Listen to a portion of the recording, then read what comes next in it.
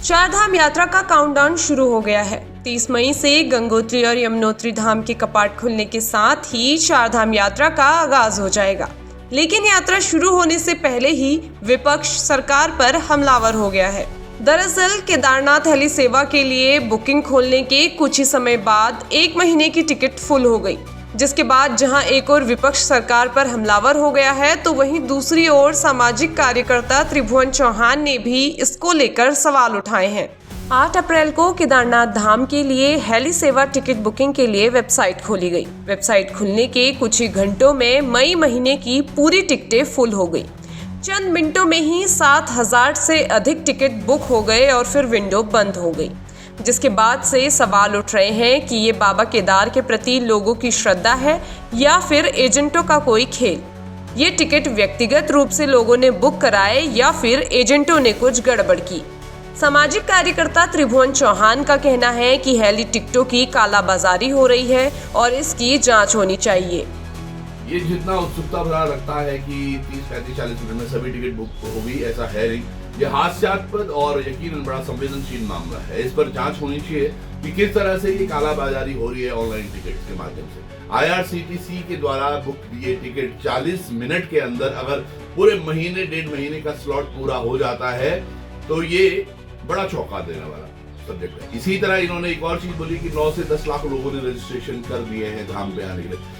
मुझे समझ नहीं आता ये आंकड़े जो इनके हैं ये किताबी क्यों हैं। इनके हिसाब से केदारनाथ या चारधाम का मौसम इतना गुलाबी क्यों है, क्योंकि ये सब तो आंकड़े किताबी हैं इनके। आप समझिएगा किस तरह से ये फ्रॉडेंट हो रहा है। आप रुद्रप्रयाग से लेके और केदारनाथ धाम तक जितने हमारे होटल व्यवसायी हैं आप उनसे पूछ सकते हैं, पूछिएगा भैया तुम्हारे यहाँ बुकिंग का क्या स्टेटस है, वो बता देंगे कि हमारे यहाँ क्या बुकिंग है। किसी भी होटल में, किसी भी कैंप में, किसी भी जगह रिसोर्ट में अभी तक 5 से 10% से ऊपर बुकिंग नहीं है। तो जो ये तमाम लोग आ रहे हैं, क्या ये जब ये इतना प्लान कर सकते हैं कि 20 मिनट के अंदर सभी टिकटें ले लें, जब ये इतना प्लान कर सकते हैं कि पहले से रजिस्ट्रेशन कर दें 9 से 10 लाख, तो क्या ये इतना प्लान नहीं करेंगे कि हर जगह जाकर होटल से बुक करें? और वो अभी तक नहीं हुआ है उस संख्या में जैसी संख्या बताई जा रही है। अब समझिएगा ये तमाम ब्लैकमेलिंग होगी, ये ब्लैक बाजार होगी, उन टिकटों की कालाबाजारी, उनको चरम पर पहुंचाया जाएगा। और उसके साथ साथ जो फ्रॉड होता है हेली टिकट में, क्योंकि जब यहाँ ओरिजिनल जो टिकट्स हैं वो बंद हो जाएंगी, वो ब्लॉक कर दी गई हैं, तो इनके जो नए गुर्गे हैं वो पनपेंगे बाजार में, जो कालाबाजारी करके, फ्रॉड करके, लोगों को गुमराह करके केवल पैसे ले रहे हैं हेली टिकट के नाम पे और टिकट नहीं मुहैया हो पा रही है। हेली कंपनीज को भी ये चाहिए कि किस तरह इस चीज से बाहर निकले और इस चीज को सुव्यवस्थित करें, पर साथ के साथ शासन प्रशासन को इस बात की गहनता से चेकिंग करनी चाहिए। अदरवाइज ये आप हर बार की तरह कुछ न कुछ इसमें खामियां लगी रहेंगी। हमारा विचार यही है कि अब की बार जो यात्रा है वो याद रखी जानी चाहिए, उसमें सभी चीजें बड़ी पारदर्शिता तरीके से हों और बहुत अच्छे तरीके से हर व्यक्ति तक वो सुविधाएं पहुंचे, पर ये कालाबाजारी नहीं कि 40 मिनट में पूरे 1-1.5 महीने की टिकट फुल हो जाए।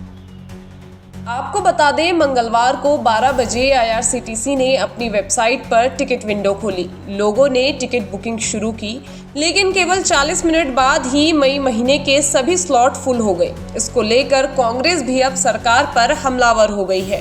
कांग्रेस ने तो सरकार पर चारधाम यात्रा की तैयारियों को लेकर भी आरोप लगाए हैं। कांग्रेस प्रवक्ता गरिमा दसोनी का कहना है कि चारधाम यात्रा मार्ग खस्ता हाल है। कांग्रेस प्रवक्ता ने तो सरकार को चारधाम यात्रा में श्रद्धालुओं की संख्या पर कम ध्यान देने और यात्रा को सुविधाजनक बनाने की सलाह दे डाली। चारधाम यात्रा की तारीखों की घोषणा हो चुकी है। ऐसे में जहां उत्तराखंड की जनता ये अपेक्षा कर रही थी कि पूरी सरकार और शासन प्रशासन एड़ी चोटी का जोर लगाकर इस यात्रा की तैयारियों में जुटा होगा, तस्वीर कुछ उलट निकल कर आ रही है। जगह जगह सड़कों के टूटने की खबर मिल रही है। सड़कों का जो चौड़ीकरण का काम था वो ठप पड़ा हुआ है। हम पिछले साल की अव्यवस्थाओं को भूले नहीं हैं। पिछले साल पहली बार ऐसा हुआ उत्तराखंड राज्य गठन के बाद कि चारधाम यात्रा के आंकड़े बाहर निकल कर नहीं आए। न मृतकों की संख्या, न बीमारों की संख्या, न बादल फटने और ओलावृष्टि से जो लोग मलबे में दब गए, बह गए, उनकी संख्या निकल कर आई। ऐसे में सरकार से निवेदन ये रहेगा कि आप यात्रियों की संख्या पर कम ध्यान दीजिए, इस यात्रा को सुविधाजनक बनाने पर ज़्यादा।